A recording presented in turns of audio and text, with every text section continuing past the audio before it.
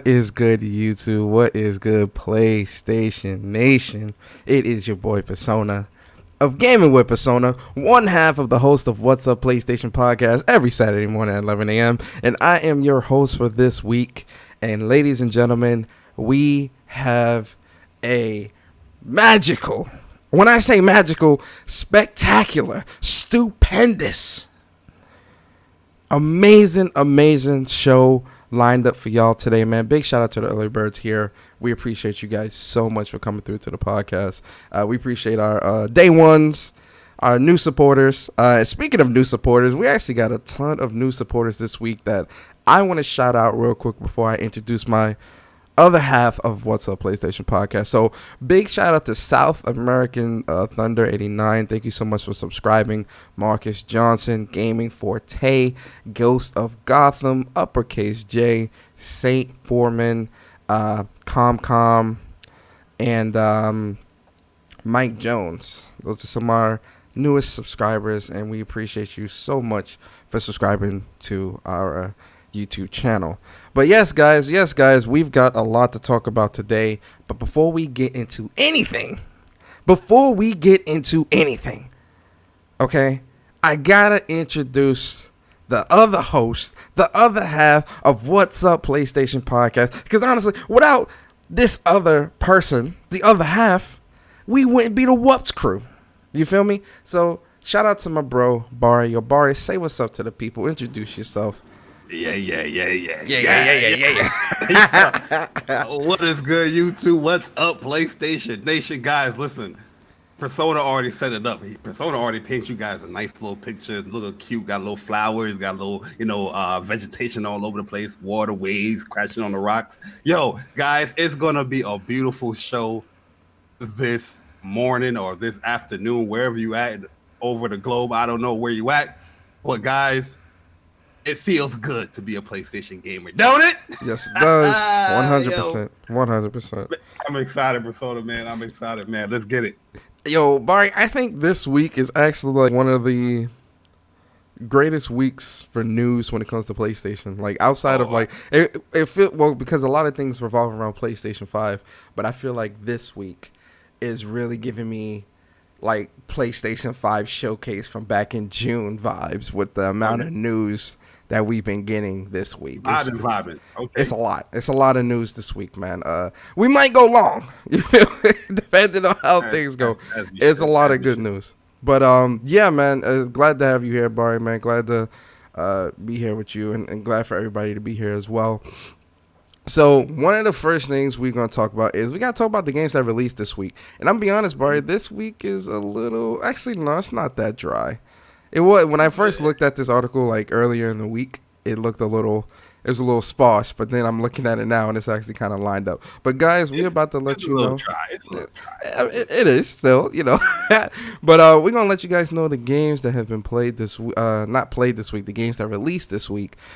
So we've got Ninth Dawn 3, Nickelodeon Kart Racers 2 Grand Prix, Skate Master Techo, War Theater, Blood of Winter, Inking Fell, Neighbors Back from Hell, Mortal Blitz Combat Arena, Outbreak Lost Hope, Ride 4. Outbreak Lost Hope. Oh my, that came out this week? Yeah, it did, man. Wow. I listen, one of the Amazing.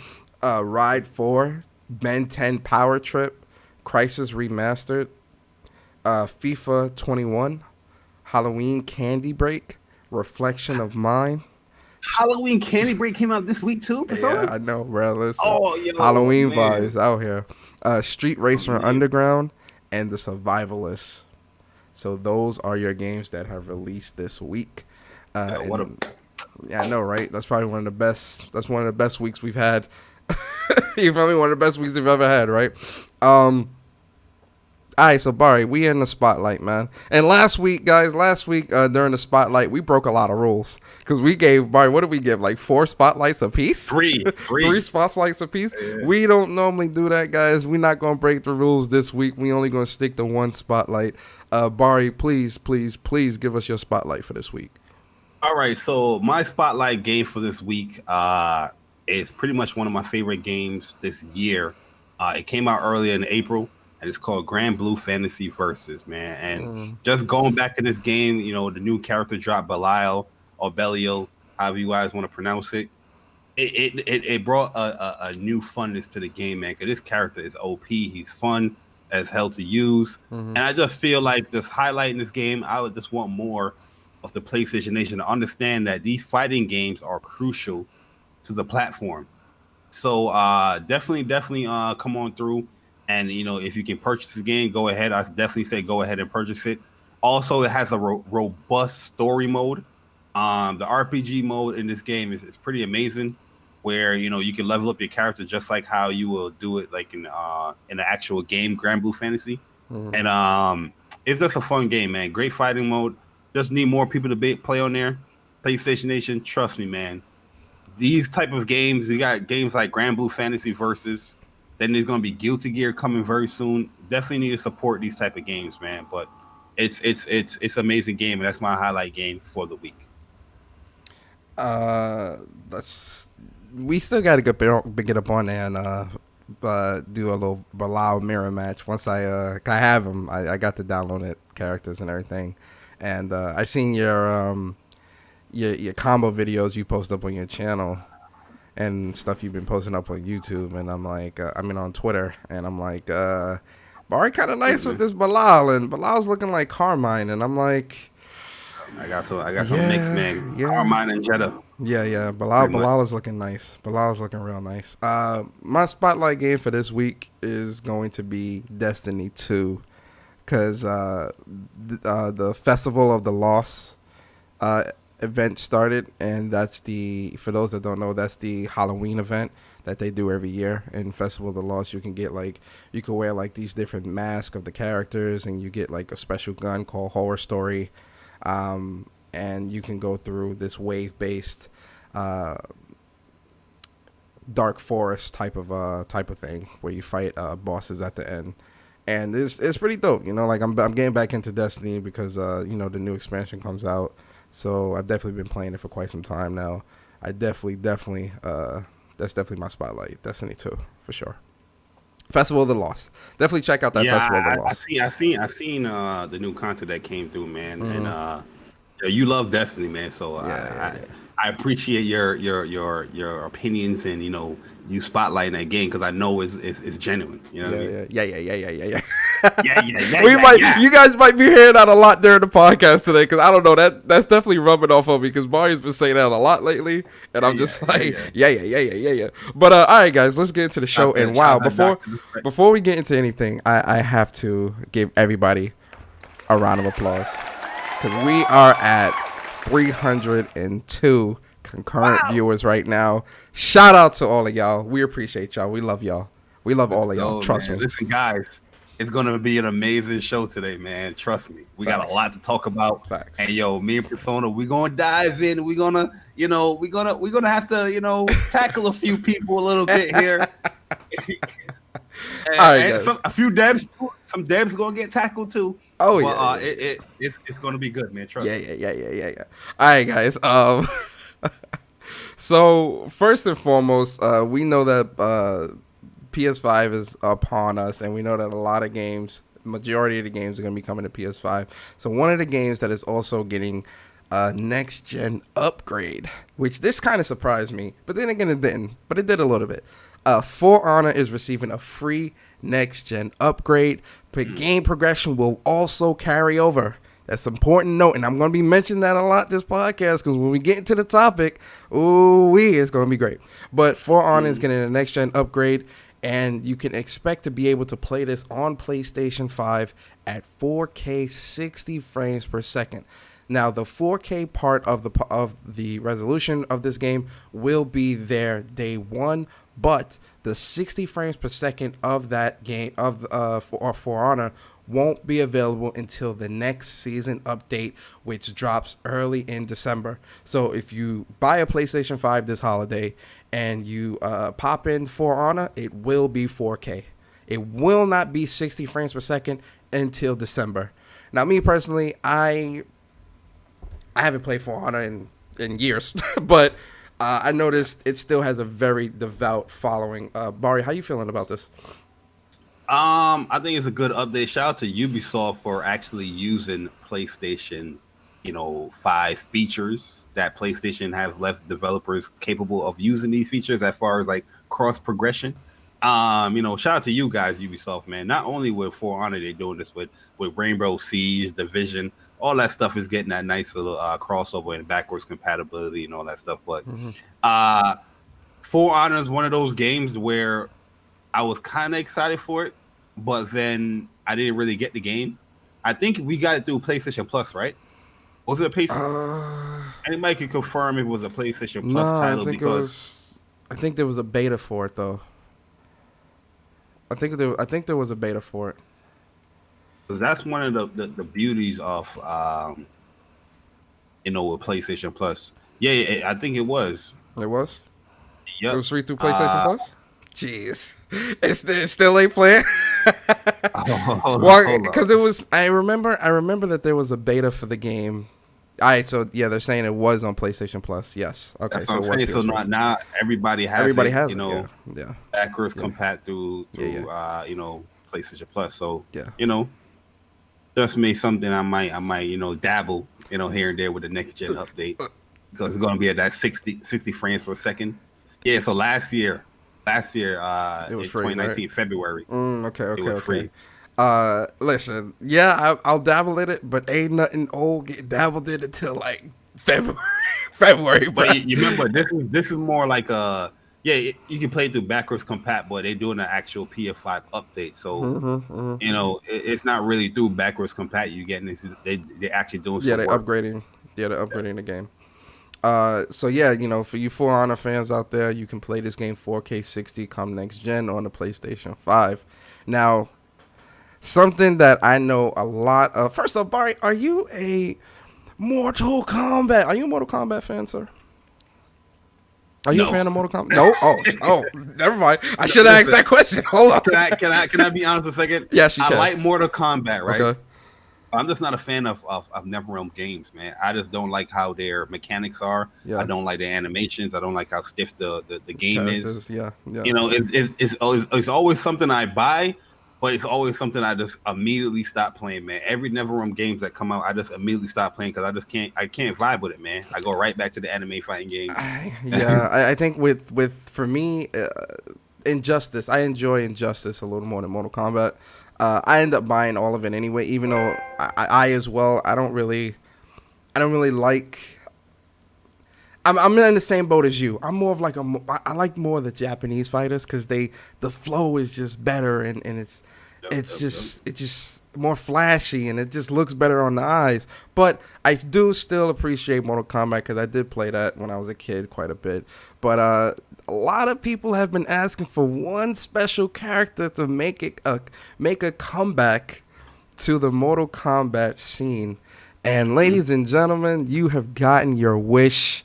So Kombat Pack 2 has been announced, and Kombat Pack 2 is going to be released. Though the characters in this Kombat are going to be Rain, Rambo, which is a surprise. Which is crazy, yeah. Which is a surprise. But the most requested character to come back in Mortal Kombat, yes, you guessed it, Melina is making a comeback to MK11.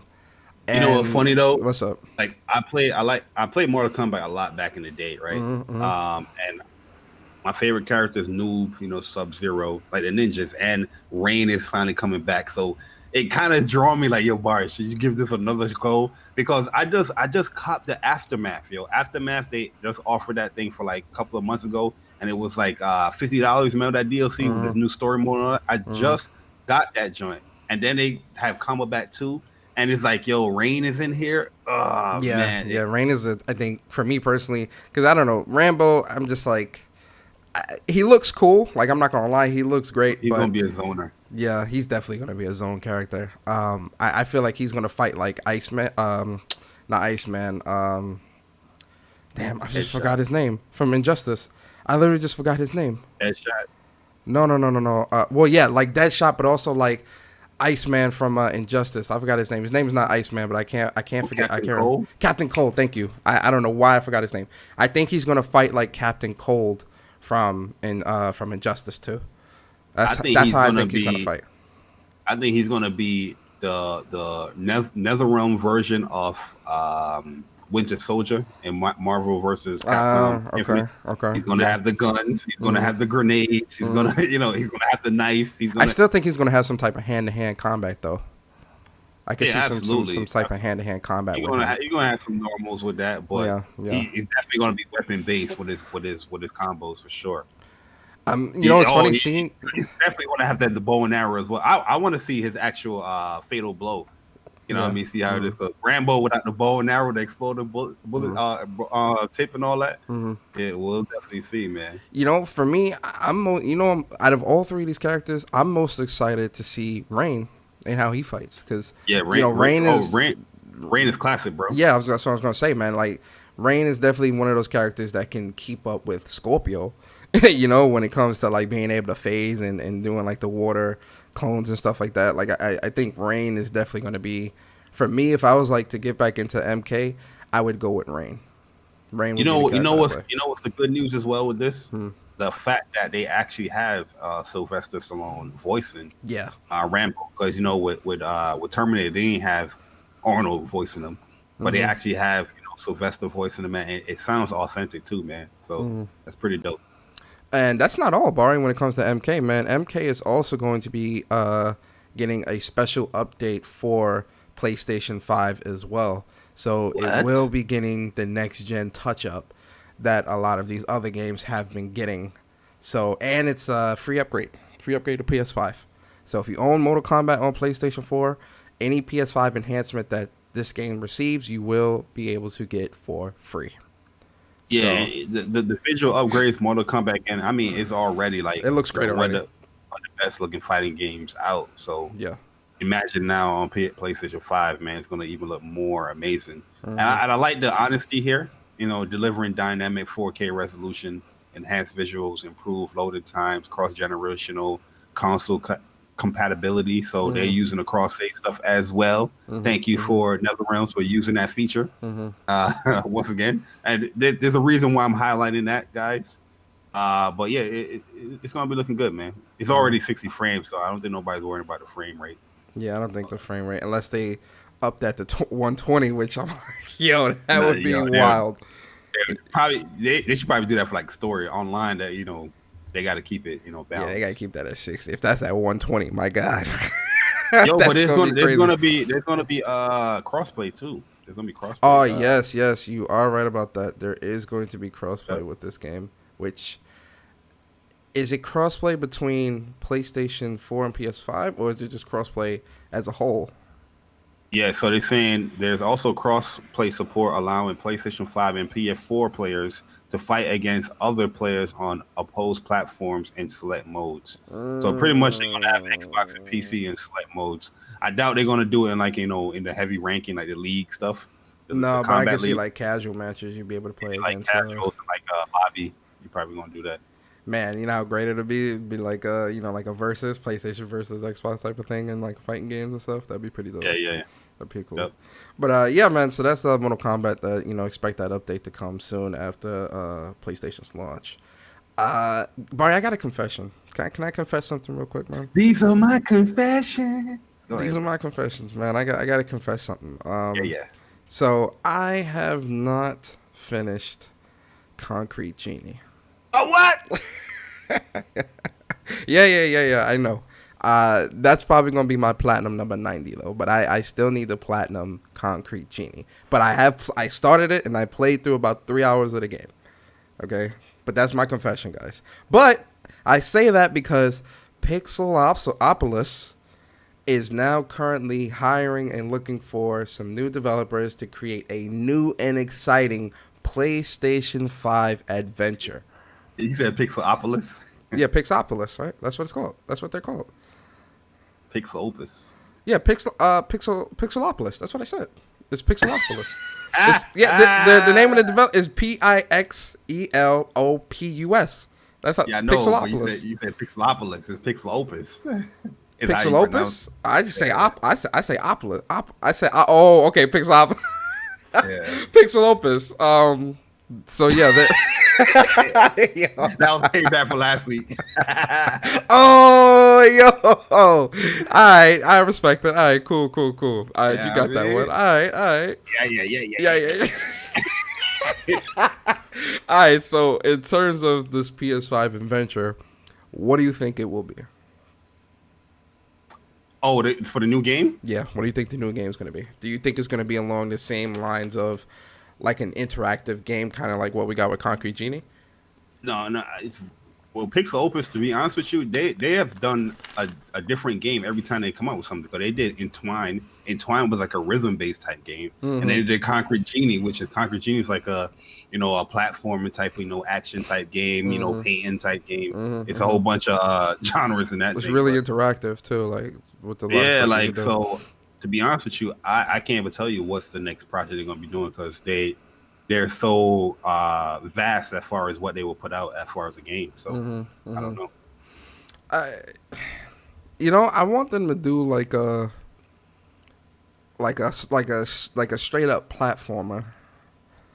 I wouldn't mind seeing them doing a platformer because they're very creative. Like the games that they make. I mean, you got some of that in you got a lot of that in Concrete Genie platforming. Yeah, the way you got to climb buildings and all that to get around or move this big. They made it fun too because there's a lot of collectibles in that game, bro. There's a lot of collectibles, but you never really felt like, oh man, this is a chore. It was pretty fun to do it.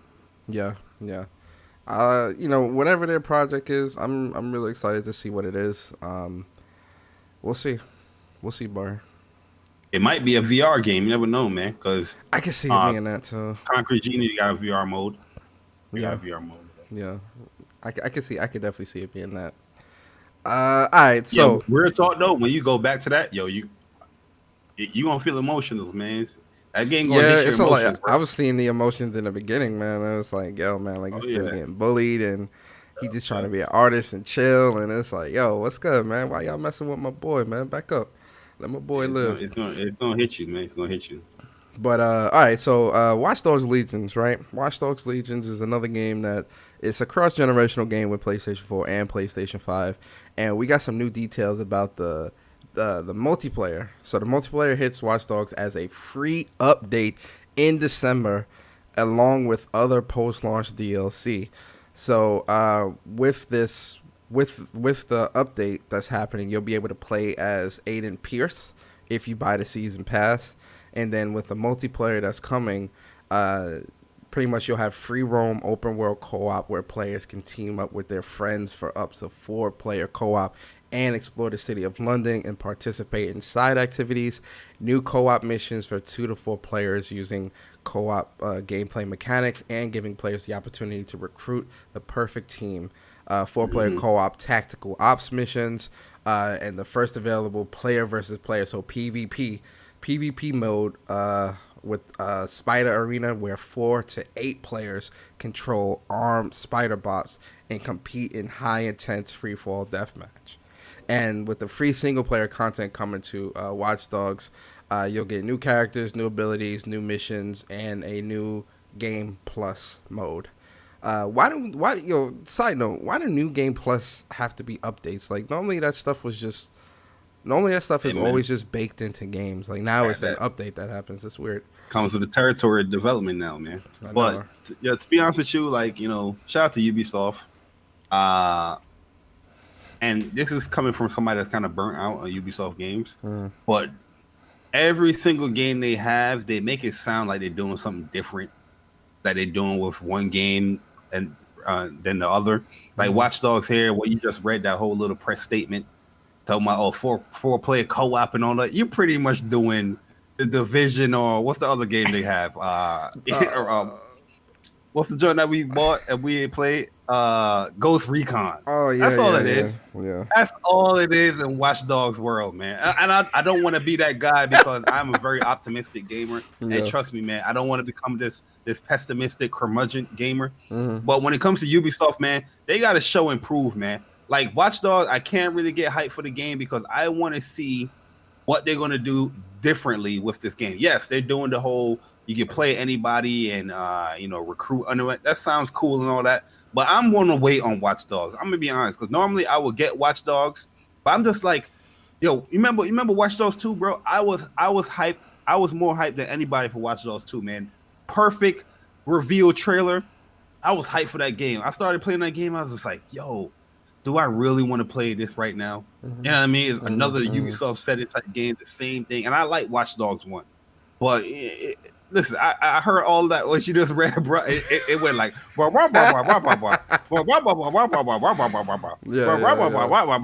I heard, bro. I'm gonna tell you. I think with Watch Dogs, man, Watch Dogs 1 wasn't good.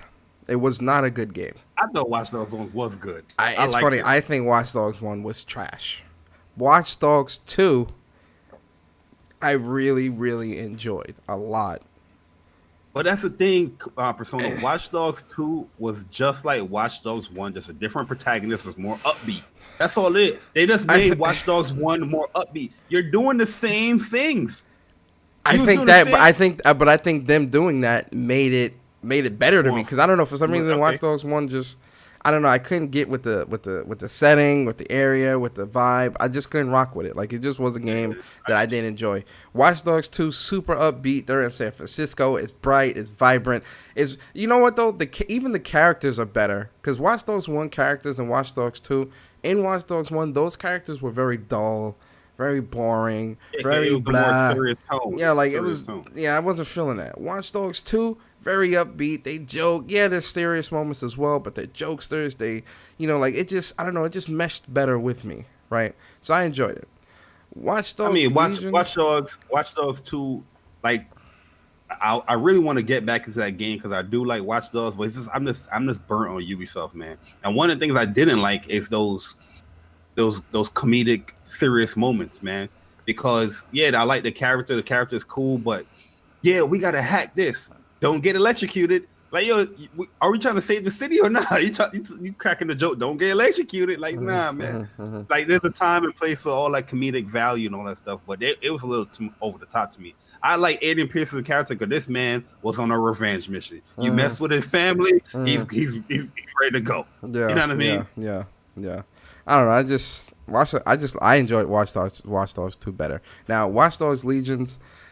You know, when my burnout necessarily isn't with Watch Dogs, but the problem is that with Watch Dogs, Ghost, Breakpoint, all this other stuff, Ghost Recon, and even Assassin's Creed, the formula for these games are so similar that you'll get burnt. Because even with Assassin's Creed, I'm burnt out on Assassin's Creed. But then when you look at Assassin's Creed and you look at Watch Dogs, a lot of that same formula is in there. But I want to play Watch Dogs. You get what I mean? Like, it's weird. I'm burnt out on Ubisoft too, but I want to give Watch Dogs a chance. Watch Dogs Legions a chance because Watch Dogs Legions looks fun and it looks great. And I like Watch Dogs. Assassin's Creed Odyssey, and it's funny because Origins was great, but Assassin's Creed Odyssey, I don't know what it was. But when I started the game, I was super hyped. I'm excited for this. I'm trying to, I can't wait to. Then it's like 5 hours into the game, 6 hours into the game, I just get this huge wave of I'm burnt out, and I just never finished Odyssey. And I love Assassin's Creed, but for some reason I cannot finish Odyssey. Like it's just, I'm so bored. It's crazy, man. I didn't even buy Odyssey or Origins. They changed the whole game for Assassin's Creed. I'm not with it. You know what I mean? And the thing is, like, I love Assassin's Creed, especially the Ezio series ones. You know what I mean? But I just can't get down with it, man, because I don't feel the sense of any desperate need of getting out of this area after I kill somebody. It's just like, oh, I killed somebody, I'm just gonna fight my way out. Just go back. Yeah, just go back to there's no real assassination type stuff, man. But like, I agree with you with Watch Dogs too, man. Like, I want to play it because it looks fun. It looks like it's gonna be a good game, but I know once I start that thing up and I'm 20 hours in, I'm gonna be like, all right, I'm good here. Well, you know what it is too, and I think this has a big part to do with it, with me at least. Outside of COD, which really right now, me and COD ain't meshing too well, but that's a whole nother conversation. But I think looking at a lot of the games that are coming out this holiday, especially with the PlayStation exclusives, those look much more appealing to me and much more appealing to play than Assassin's Creed, even Watch Dogs. I'll even throw that in there. NBA and all this other stuff. COD is the only exception for me. Everything else, I'm like looking at the exclusives and looking at that. I'm like, I'm trying to play the exclusives. You get what I'm saying? PlayStation, they're holding it down, man. That's what I'm saying. So it's like, I'm looking at Assassin's Creed and Watch Dogs, and I'm like, you ain't got no time for that. Yeah, like I'm like when I pop open my PlayStation this holiday and set that up.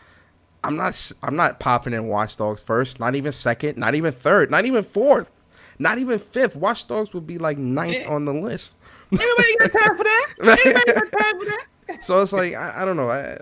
I like third party games. Don't get it twisted, but I love third party games. I love them. Watch Dogs is going to be more of a show and prove to me that I should get this game again. I'm not going to just buy it. I'm gonna take a risk though. You won't take the risk? You're not gonna take the risk and buy it? No, hell no. I'm not taking a risk. I'm gonna wait and see what the community says. People that bought it and playing it is like, yo, this is great, man. And if it's people that I do trust their opinions with, I'm gonna be like, all right, you know what? After I finish all these wonderful exclusives, exactly. It's like you still not picking it up to like March. So it's like I'm gonna put a little dabble in there. You know what I mean? Yeah. We just like desecrated Watch Dogs Legion, bro. Hey, man, listen, still pick up the game if you're interested in it. I'm still gonna pick it up at launch just because it's Watch Dogs. And I really enjoyed the second one. You wasting money. Go ahead and get you a charge port. You know what I mean? Oh, hey, waste some money for my. Don't get Watch Dogs. I'm gonna get it. I'm gonna buy it. Right, a game that I'm not gonna buy though, Bari, and I said I was. So Bugsnax, shout out to Bugsnax. Talking about Bugsnax. Shout out to Bugsnax. Okay, Bugsnax. The release date got revealed. So Bugsnax is going to be launching on both PlayStation 4 and PlayStation 5, November 12th, and they revealed the voice cast of the game. So the voice cast is Wambush Troubleham is being voiced by Fred Tassior, and he was from Overwatch. Like, he's an Overwatch voiceover actor. And then Wigglebottom is being voiced by Keena Ramsey. She's the background vocals from David Foster's live band. Then we got Chandlo Funk Bun, who's being voiced by Yuri Lowenthal, obviously from Spider-Man. And then Philbo Fiddle Pie is being voiced by Max Mittelman, he's actually Saitama from One Punch Man. And Gramble Giggle Funny is voiced by Sam Riegel from Critical Role. And Shielda is being voiced by Deborah Wilson from Jedi Fallen Order. With a normal name. Okay, guys. Yeah, it's from Jedi Fallen Order. Floofty Fizzlebean is being voiced by Cassie Mongilio. And she's from Evangeline. Really? Oh, wow. Egabelle Batter Nugget is being voiced by Frida Wolf. And Frida Wolf she's Loba in Apex Legends. And then Bafika Winklesnoot is being voiced by Cassandra Lee Morris from Persona 5. And then Snorpy Fizzlebean is being voiced by Roger Craig Smith from Sonic the Hedgehog. And then you about to really read all these yo. It's a lot of names here. I'm trying to shout it out. But anyway, it's a ton of people here. Some dope people here. You got Rita Repulsa. And Rita Repulsa. That's the one that was dope. That's why I was saying. Yeah, they got so Rita Repulsa is voicing Clumby Clumbernut. Is Barbara Goodson. Barbara Goodson, who's Rita Repulsa. And if you don't know who Rita Repulsa is, good Lord. Mighty Morphin Power Rangers?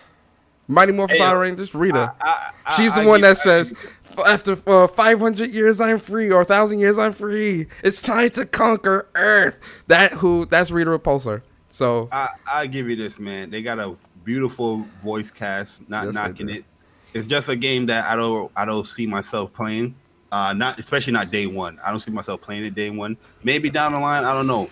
But this type of game, like if you are interested in games like Ape Escape, back in the day, this will tickle your fancies a little bit, in my opinion, from what I'm seeing, because it's kind of like a puzzle game where you're capturing these Bugsnax, and people, you go on these quests and these missions where all these names of characters that Persona that's named out, like They actually had a video showing like the character and the voices, so I should have did that from the beginning. Sorry. Sorry. You should have definitely did that. Yeah, I should have did that. Fizzlebean, might have a quest for you to capture this straw, whatever berry bug, whatever it is, you know what I mean? And you do that stuff. But I'm good on this game, bro. Anybody interested in that, shout out to y'all, man. But yeah. I think I'm gonna be good, man. I'm not knocking it. I'm not knocking it at all. No, not at all. Not at all. This game looks very unique. Like I'm not knocking the game as not being something, like it looks like a very unique game. My whole thing is, I watch gameplay because they released some gameplay of it, and I'm just like, I know how I am, and I'm just like, that song, man. The song, I love the song. I'm gonna buy the soundtrack, but nah. Oh, Deborah Wilson, yo, I love her on Mad TV. I can't, bro. Like I watch the gameplay, and I can't, man. I cannot. It just doesn't. Nah, man. I will be watching y'all streams. Yes, I will. I will most definitely be watching the streams to see what's up. That's for sure. I'm good. But November 12th, for y'all that wanna pick this up, this will be a launch day release game, and man, launch day for PlayStation 5 is looking. It's looking like a mountain, bro. Like, you walk into the store, you see all these games, you be like, yeah. Yo, imagine, what I'm saying, somebody walk into the store, they kick the door open and say, I want a PlayStation 5. What are the games I can get? And yo, that person, that rep is the happiest person in the world. Like, yo, free commission here. Look at all the games you can get here. This. You know what I mean? About to get all this stuff. Real talk. But yeah, it looks like looking at the video, it looks like a really, really interesting cast of characters here. The cast is amazing. Yeah, the cast is the game made down my alley. Sorry. Yeah. November 12th, 2020. That's y'all game, man. Y'all go ahead and pick that up. I'm gonna have to pass, man. I love the song too, man. That's the funny part. Like, the song is amazing. But yo, let's move on. So let's get into this Ghost of Tsushima. For those who don't know, Ghost of Tsushima is probably one of the great, not probably, it is one of the greatest games, and I even put it in my top 3 games this year. Right? This game is amazing. Shout out to Sucker Punch, because they showed their versatility when it comes to game development. But enough praise about the game, because that's not what we're here for. We're here to talk about this Ghost of Tsushima Legends and that new game plus. So Ghost of Tsushima Legends will be releasing October 16th. That is next Friday. 6 days. Mm-hmm. That is next Friday. So Friday, you will be able to play Ghost of Tsushima Legends. Now, what comes in Legends? Legends is going to be a large, like, the way it looks is definitely going to be a lot to do. That's a huge pause. So there's going to be 2 ways that you can access Legends. You can access it from the main menu when you start the game, or, this is probably going to be the way I'm going to do it too. There's going to be a special character in the game. Once the update and stuff happens, his name is going to be Gyozan the Storyteller. Oh, the flower guy, right? Oh, no. No, this is a new character. This is a brand new person. The mythical... this is for Legends. This is for Legends. Not no. Yeah, I know Legends, but the side quest, the mystical side quest. Yeah. Ones. Yes. Gotcha. Gyozan, there's going to be a special storyteller, Gyozan the Storyteller. He is going to be in the actual single player world.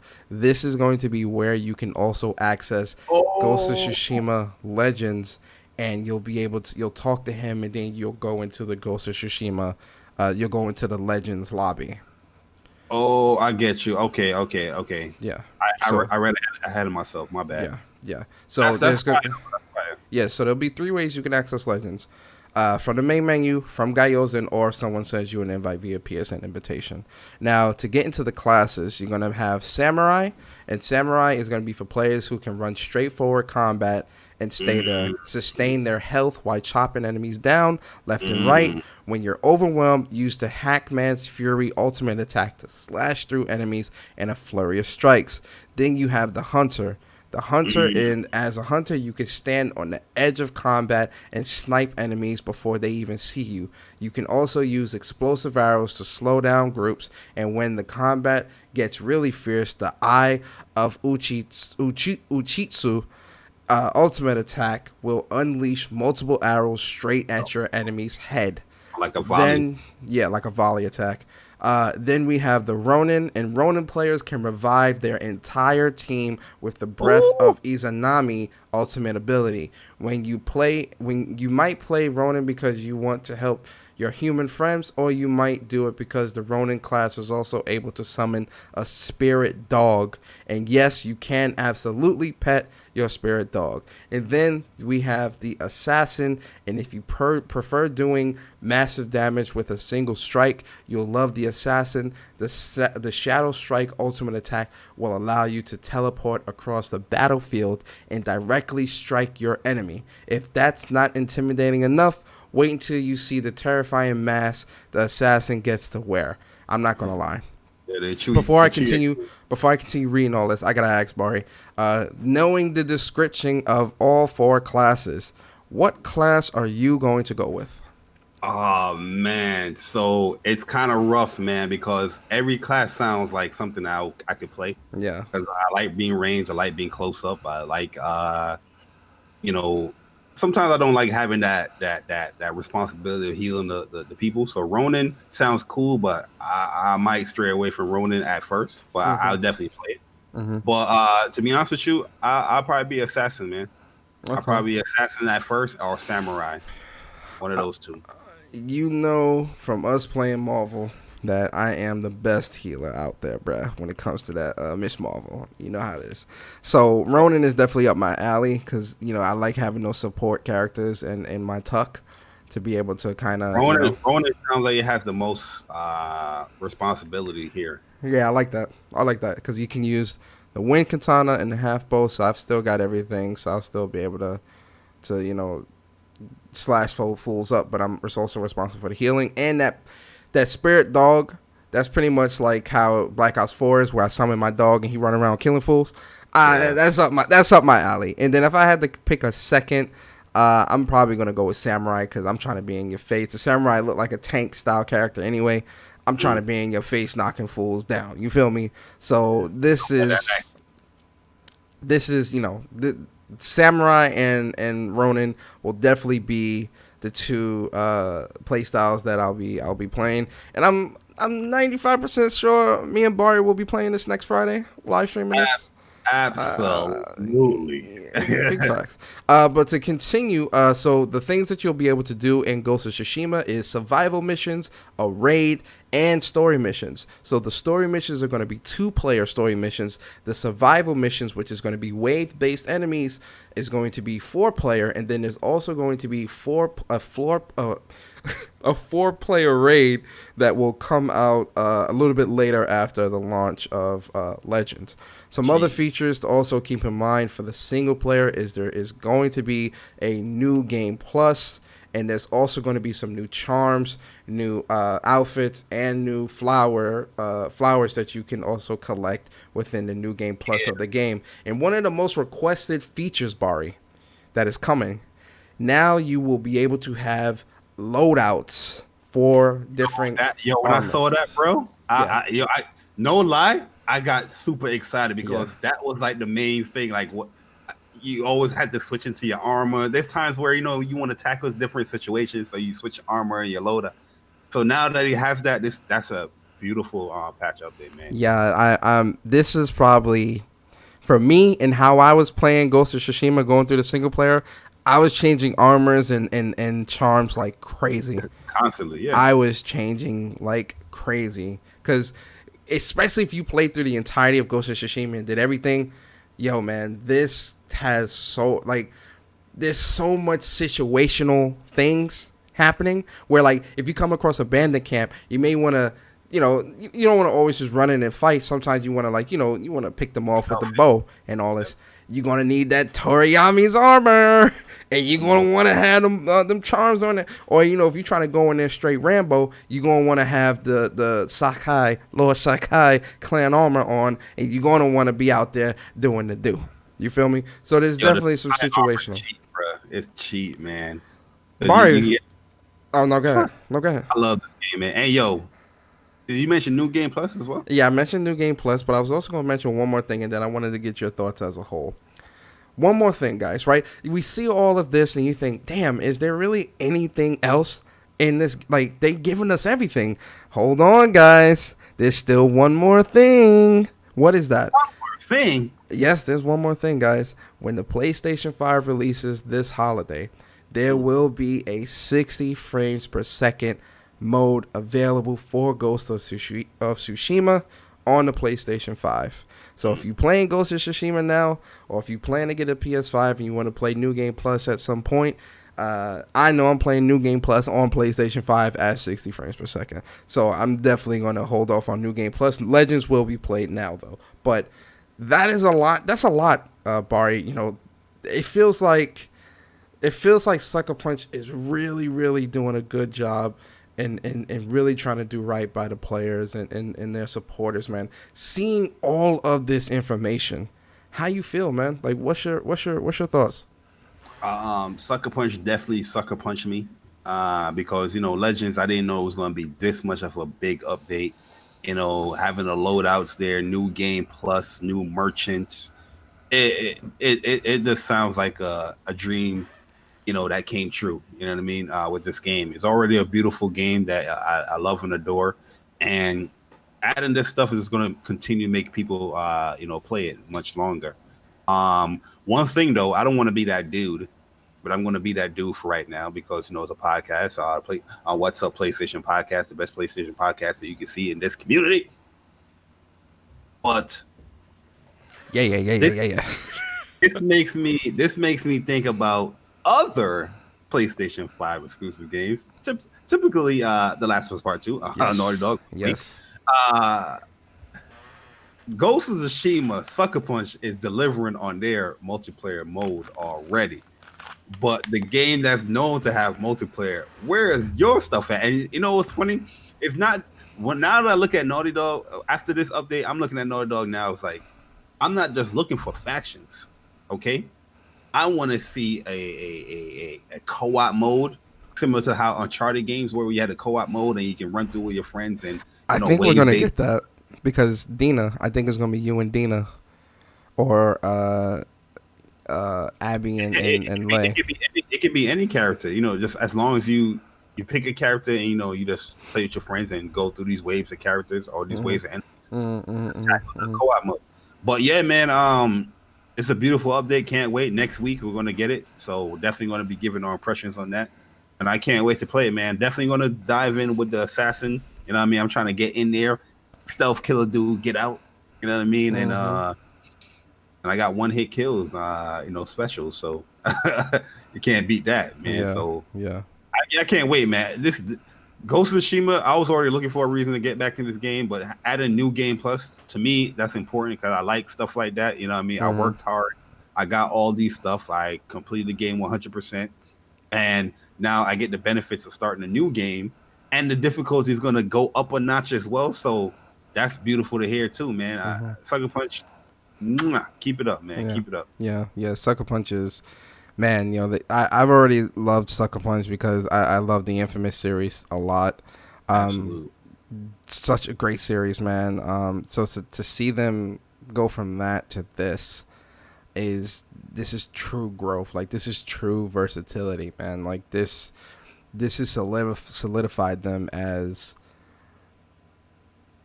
like, they're top tier. They're top tier. For sure. To touch on that Naughty Dog though, because you opened the door, so we might as well like play around in there real quick. I agree, like 100% that Naughty Dog's put on notice. Like, we know Factions is coming, but like a 60 frames, because I definitely want to do a New Game Plus run through, a grounded run through of Last of Us Part 2.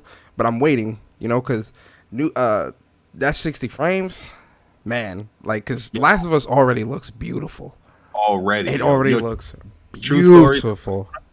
I started grounded mode, right? Got pretty lengthy into it, but I stopped it all for the reason because I was thinking about PlayStation 5 and was like, yo, imagine this. Imagine I say, you know what? This is one thing I want to play grounded on PlayStation 5, and I'm going to wait it out. Because and then the loading is going to be much, because the loading in Last of Us 2 is really long, like really, really, really long. So that loading is going to be fast. That loading is going to be fast. 60 frames per second. I'm sure they're going to like touch up the characters or whatever and make like some of the things in the world look even better, or which is insane because the characters already look. It's already like the best looking game this generation. Yeah, yeah. So and it's like, geez. It's scary to think about it. Like, damn, what would they do with the PS5? Like, jeez, you gonna scared. make it. We're gonna see a glimpse. I feel like we're gonna see a glimpse of it with Last of Us 2, but an actual built from the ground up PS5 game.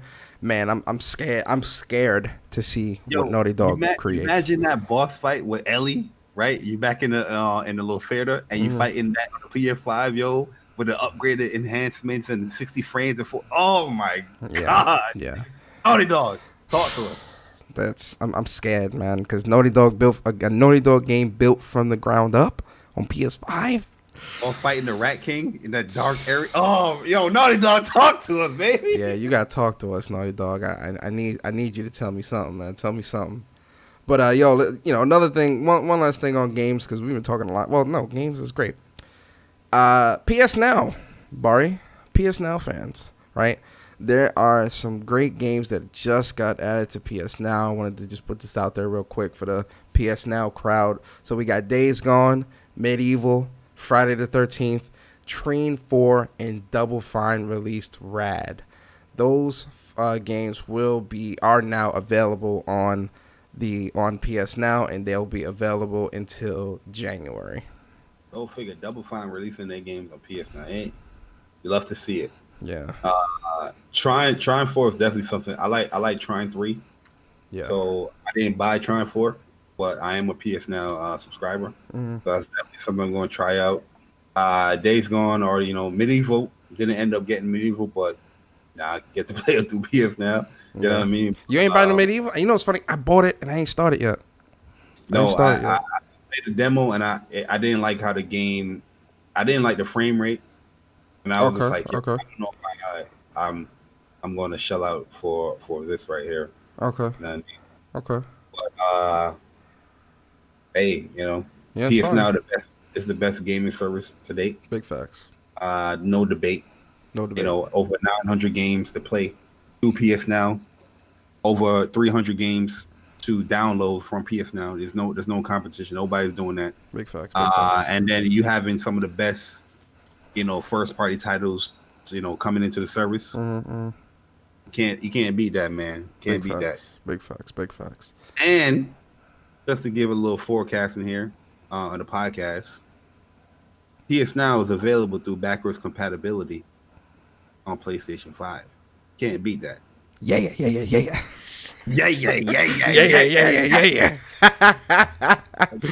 Yo, shout out. Bari antsy, cause I know Bari want to talk about that. That's why he brought it up. I know he want to talk. We get to it, Bari. We get to it. Relax, Bari. Relax. We get to it. I'm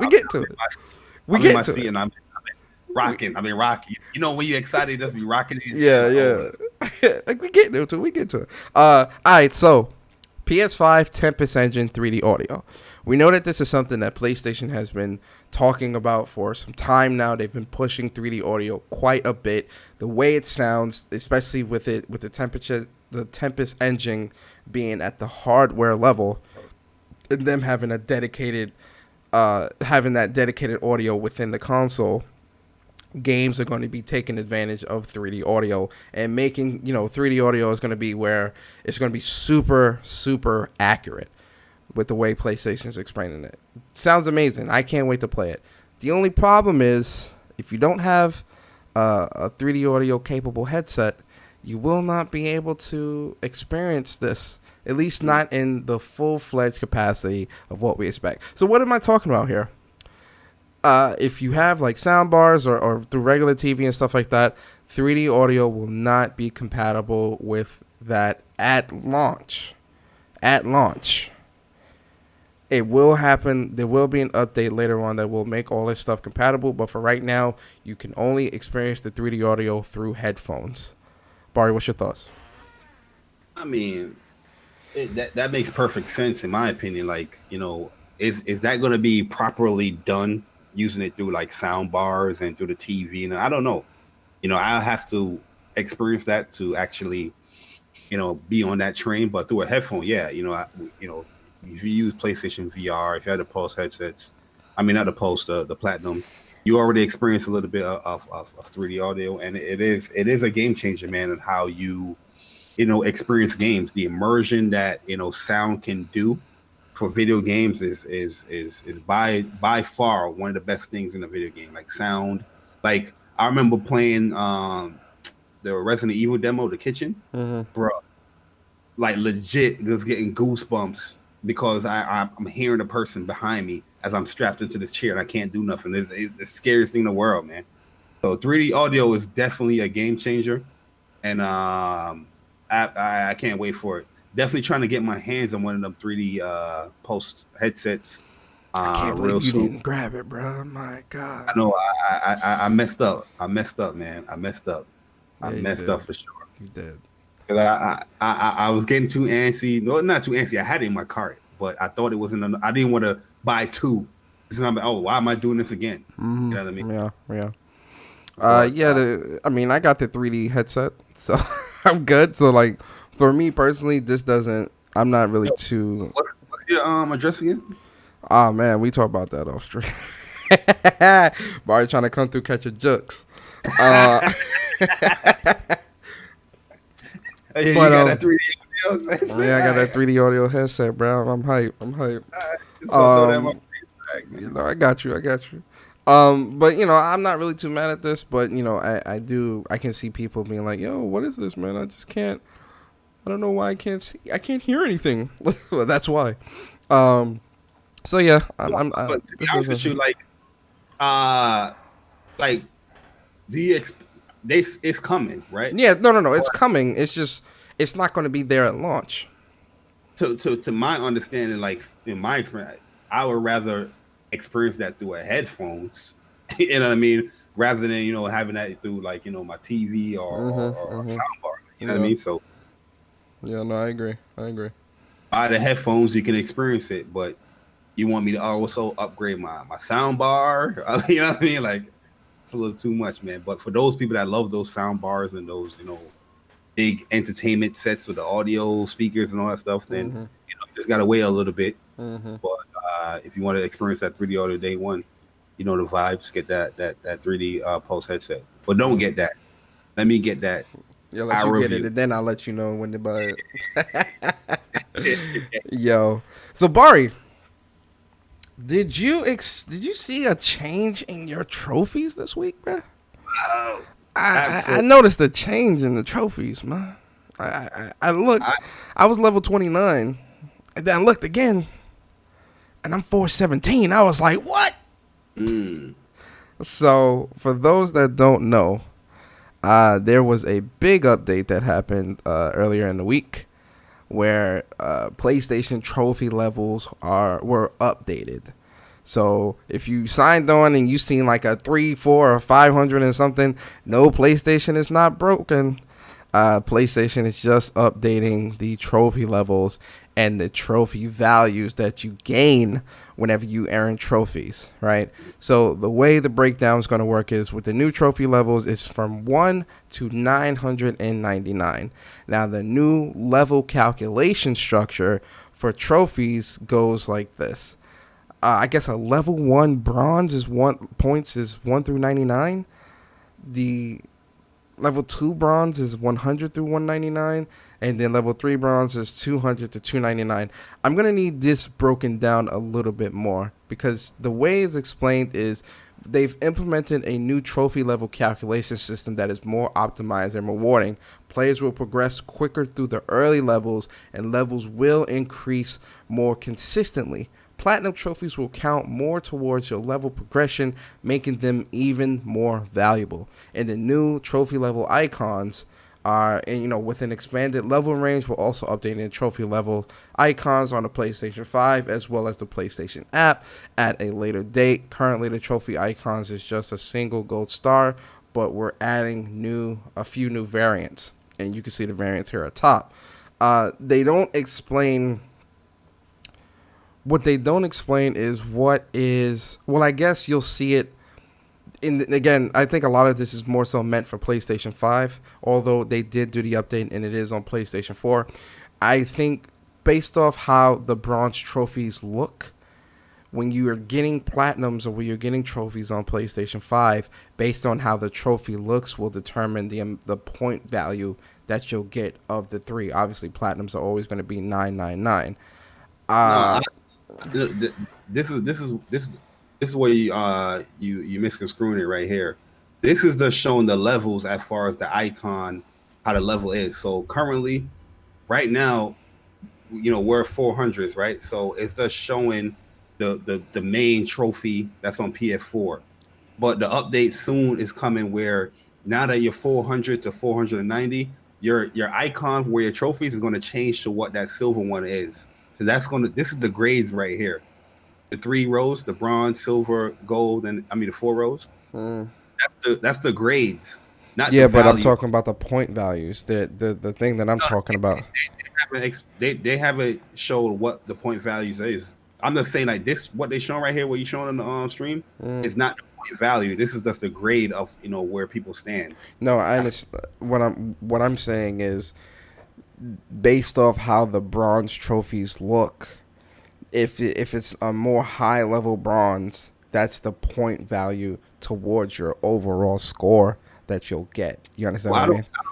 I don't think the actual trophies is going to change. The only thing that's going to change as far as the look is the actual work grade you're in. So you have the 3 different grades within silver, gold, and bronze. That's the only thing that's going to change. As far as what trophy, bronze, gold, silver, I think that's going to stay the same.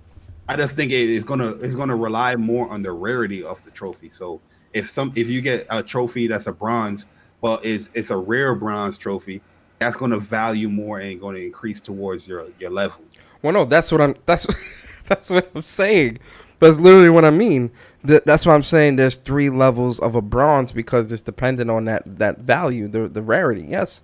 I agree, 100%. I thought you were talking about like they're going to implement like new different bronze trophies. No. These 3 levels we're seeing here, these will show on PlayStation 5. At least this is what I'm assuming.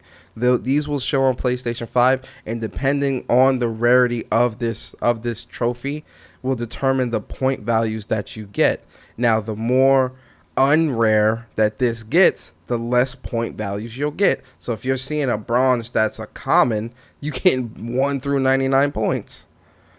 If you see a silver that's a common, 300 through 399. You get what I'm saying? Yeah, I get what you're saying, but I don't think it's going to be that way. How do you think it's going to be?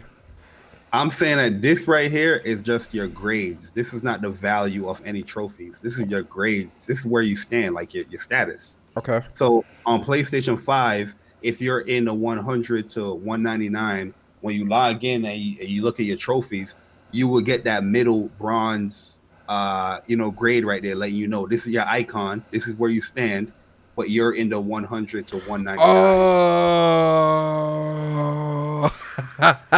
Oh, okay. I get what you're saying. Okay, all right. So you think that what we're seeing here is what overall goes towards your overall level? Yeah, this is your grade. Okay, right. Okay. Yeah, I see it. I got you. 400 to 499. When we go on PlayStation 5, if we're still in like that 400 range here, this is what the icon we're going to see. I got you. Okay. All right. I hold the L. I hold the L there. Okay. I can see that too. Okay. Yeah. Okay. I don't think this is like the point. This is not point value here. These are just brackets. Got you. All right. I hold the L, guys. I'm sorry. PlayStation should have explained it better. Okay. Okay, I got you. Well, look, we in the silver, so we good. As long as listen, if you in that bronze section, you know what confused you? Because right now, like I said, the icon for the trophies is the same icon that we always have for PS4. Yeah. That didn't update, but it's going to update soon where, we're going to see the silver trophy update. Yeah. Yeah, I got you. It's a L, bruh. It's a L. All right, I'll accept the L. I accept the L with grace, It ain't grace no and L. pride, man. It's just this is the PlayStation Nation, man. This is what we do. Facts. No misinformation out here. Yeah. But Yeah. Bari, we are in the topic portion. Hey. We make good time. We're only at 12 o'clock. We're at the topic portion. No, we're not in topic portion. You forgot the major news. Which one? Before we get to the topic portion. The backwards compatibility. Oh yeah.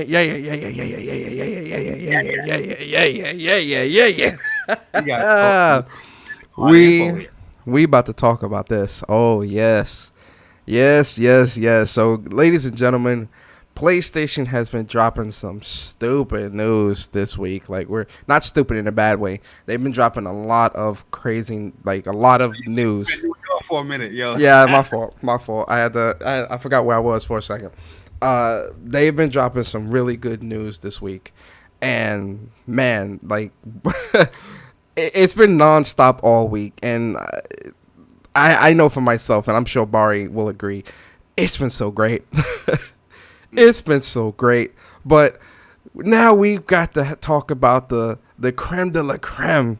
You understand? The crow will be served type of news, because this released yesterday, and PlayStation, they did not hold no punches when it came to this information, right? This is information that they have, that a lot of people were confused about, and there wasn't a article like this out to really answer everybody's questions. This is why I'm so glad that PlayStation put this out there. So what is this, guys? We're talking about backwards compatibility. You understand? Backwards compatibility, or BC, like some people call it, which I don't get why. And PlayStation, they released a ton of news this week, well, yesterday per se, on backwards compatibility and how backwards compatibility will work. One of the biggest and probably the largest standout from all of this is something that not just me, not just Bari, but a couple of other people within the PlayStation Nation that also have YouTube channels have been very, very, very vocal about, and explaining that PlayStation ushered in these features into the console space. Why would something like this not be present going into next generation? Bari, can I get an amen, please? Amen. You understand? So what am I talking about? PlayStation pretty much is, well, not pretty much, they did. PlayStation confirmed that, where is it? I'm trying to find it. Is it here? Yes, it's here. What console generation games are supported with PlayStation 5's backwards compatibility feature?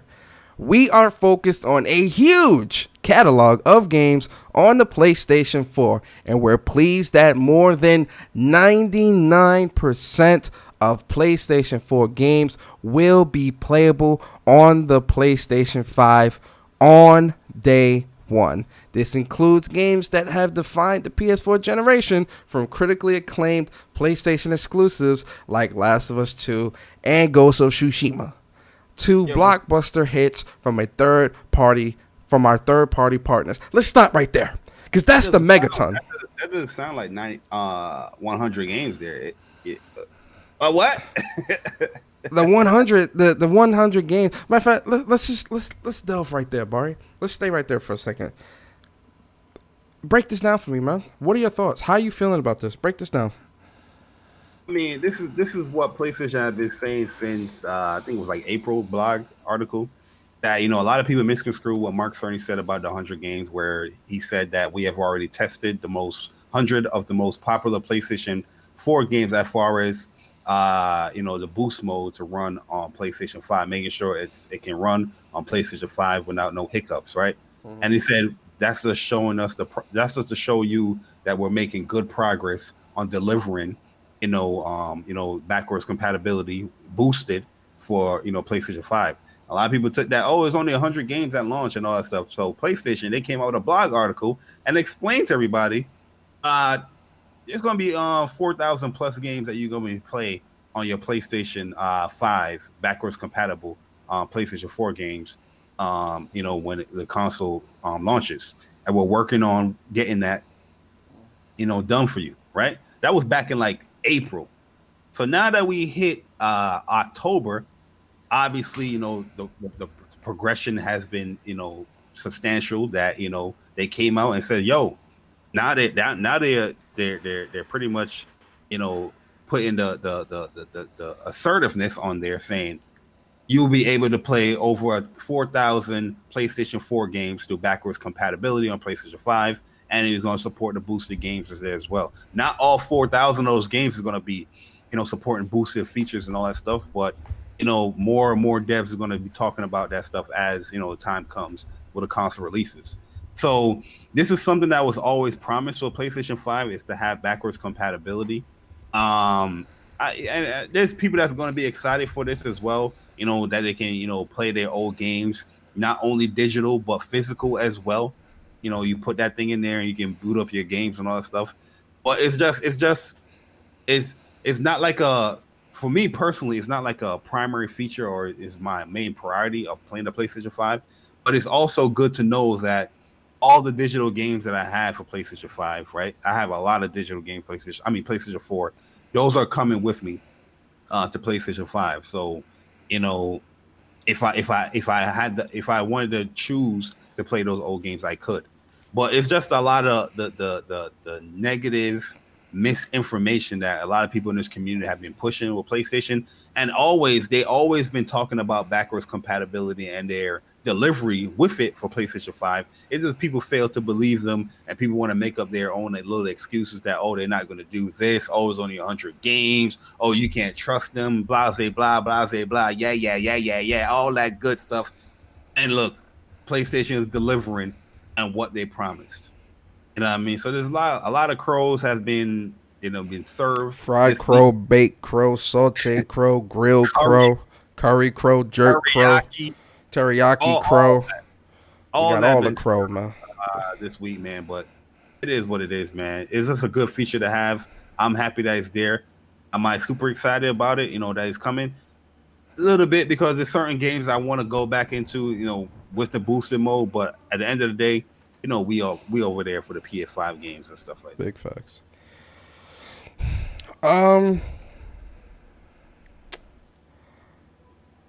For me, I look at this news as, why would you even doubt PlayStation? Never doubt PlayStation. Never doubt PlayStation, man. When it comes to backwards compatibility, I maintain my stance. It's not something that is as important. Is it good to have? Sure. Is it important to me? Like how I want new exclusives and new experiences? Of course not.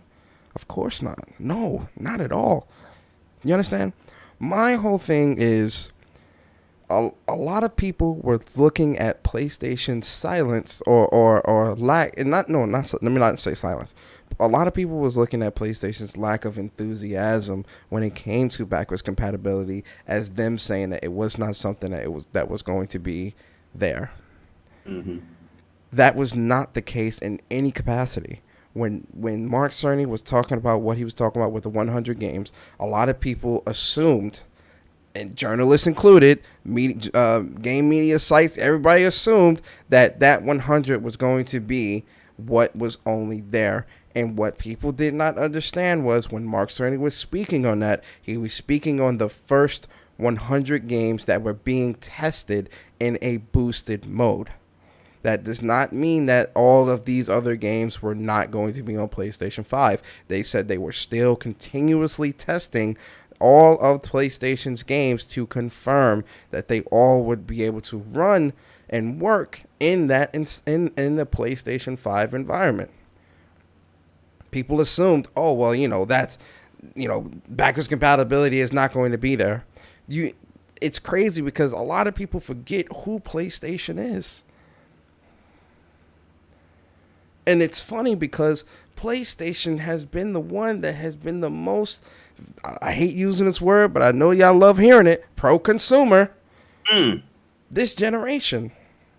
And when it came to backwards compatibility, they later, and I said this, Jim Ryan confirmed back in September that 99% of the backwards of PlayStation 4 games would be on PlayStation 5. Anyone believe him? Exactly. They didn't want to believe him because of the whole Jim Ryan lying, the fiasco that was going on all over YouTube and social media. And I'm sitting here and I'm like, this is why this went under the radar. Because a lot of people weren't reporting on this, and a lot of people weren't saying nothing about this because they thought everything he was saying was lies. And they apologize to that man, yo. Big facts. So when it came to that, I'm like, look, the man said 99% of the games. All right, cool. People still didn't believe it. You still got misinformation being spread around. Still got people lying. You know what it is, Persona. I just feel like a lot of people, they don't want these things to be, implemented with PlayStation, just so their preferred platform could sell better or could be talked about much better. You know what I mean? If PlayStation is offering all these pro-consumer things, then it's more like damn, I can't really bash them. I just gotta lie. You know what I mean? I just gotta lie about what they can't do or what they can do, just so I can upsell my platform. But at the end of the day, man, PlayStation, like you said, have been very, very consistent with the things that they've been saying. You have a few little hiccups here and there where, they didn't really televise that some of these games was coming to PS4. But if you really look at it, when PlayStation says they're going to do something, they're going to do it. If they said they're not going to do something, they're not going to do it. When PlayStation 4 came out, they came out right away and says, we're not going to have backwards compatibility. I mean, and what happened this whole generation? It didn't have no backwards compatibility. You have PS Now, and you can play some old PS3 games on there, but they didn't have it. If a game is getting canceled or a game is getting delayed, they have always came out and said, we're going to delay this game. So I don't understand when they say that, we're going to have backwards compatibility with the PS 5, and you can play up to 4,000 plus games on PS5. Why is that something that you just quickly doubt when they've been so forthcoming with a lot of things that they've been doing throughout the generation? I mean, it goes deeper than that, though. It also goes down. It also goes to the fact that, even with cross saves, you had a lot of people that assumed that cross saves would not be something that would be done on PlayStation 5. And Bari, I want you to lead off with this one, because you kind of was connecting the dots. So like, you opened my eyes a little bit, man. Yeah. But when even with cross saves, people would doubt that cross saves was going to be a thing, and the reason for that was because of three out of 4,000 games. 3 out of 4,000 games that people were assuming, my saves go to PlayStation 5. PlayStation ushered in the cloud cross saves. Yep. They ushered that into the console space. This is their feature. Do you really think they would just abandon that going into next gen, especially after upping the cloud storage space from 10 gigs to 100 gigs? So Persona is a lot of these devs, they gotta get called out sometimes, man. And I apologize, but they gotta get called out, man, because not only do you have cloud storage with PS4 through PS5 that you can bring your save over from the PS4 to the PS5. PlayStation has many other ways to transfer your game saves, data, your digital games, your game data, and your game saves. They have multiple ways to do that. You can do that through the LAN cable, connecting your PlayStation 4 to the PlayStation 5. You can transfer over your game data, your game saves through that way, right? You also have through Wi-Fi. You know what I mean? You don't want no wires. You don't want to connect anything. You can connect that through Wi-Fi, right? Then you also have the USB storage. You can transfer your games over, your game data and your game save through USB storage. And the best, but not, the last but not least, is the cloud saves that you have. If you're a PlayStation Plus member, you can sync over your PlayStation 4 saves to the PlayStation 5. But you have these developers, RGG Studios, Codemasters, talking about the PlayStation 5 won't have transferable saves and game data to the PlayStation from the PlayStation 4 to the PlayStation 5, which is kind of disingenuous that they will say stuff like that when knowing the things that I just said is nothing new for PlayStation, especially to the PlayStation 4. We've been transferring over game saves and games data and digital games every time we buy a new console. You know what I mean? So you're telling me that if I buy the PlayStation 4 version of this game and it get upgraded to the PlayStation 5 version, I don't have cross saves when I have 3 different ways I can transfer over my save? I mean, 4 different ways, and you're telling me that it's not supported through your game, but all these other games that's coming out, it supports? Y'all full of shit, man. You know what I mean? And then you have the gaming community pushing this false narrative that PlayStation don't support cross saves. You know what I mean? You hate to see it, man, because these 2 games that is, hint, wink, wink, Microsoft marketed, Xbox marketed, right? These 2 games, Dirt 5, Yakuza Like a Dragon, they're claiming they don't support cross save, which, they really could do it. And then PlayStation coming out with this FAQ. Persona, highlight this FAQ, please, where it goes to the PlayStation 4 game transfers and game saves. And then go to the middle paragraph there. Zoom in on that bad boy for me, man. Zoom in on that bad boy, because PlayStation PlayStation just washed their hands. They just did this. They wiped their hands. They washed it. They dried it. You know what I mean? They put the towel on it and just shut everybody up for a second. Zoom in on that bad boy for me out there, Persona, man. Oh, yeah, zoom there. It says, please note that the ability to transfer game saves between a PlayStation 4 version and a PlayStation 5 version of the same game is a developer decision and will vary title by title for cross-generational games. So now we know that this is, which we've been known. If you're a PlayStation gamer, you've been known that is a developer decision, that it's up to the developers for this cross save. And then you have developers talking about, oh no, having gamers that have bought into your game talking about, can I get a cross save for a PS4 version, PS5? Then you answer them, well, on the Xbox, you can do that, but the PlayStation, no. That means you made a decision not to support that feature. You, the developer, and why? Why are you choosing, as a developer, RGG Studios, Codemasters, to not support that feature? What's the common denominator? Xbox marketed games. And this ain't no fanboy talk. This is real talk. You know what I mean? PlayStation already highlighted. It's up to the developer. So how come you're not doing it? Especially all the PlayStation fans that have been supporting your game, not from PS4. I know a lot of you new Yakuza fans that come out here, oh, I love Yakuza, PlayStation 4. No, we've been playing this joint since PlayStation 2, PlayStation 3, supporting your games where everybody just denied it. Oh, we don't want to put that on our platform. PlayStation out here supporting your games, and then you're going to sell out for the dollar and talk about you don't want to do cross save on the PlayStation 5, PlayStation 4, PlayStation 5. Very, very disrespectful, man. Listen, I don't usually get into the game of politics, stuff like that. You know what I mean? But this one hurts. Where PlayStation don't have like a mandate, on the developers. They give it a decision, like, yo, it's up to you if you want to support that. You should, but it's up to you.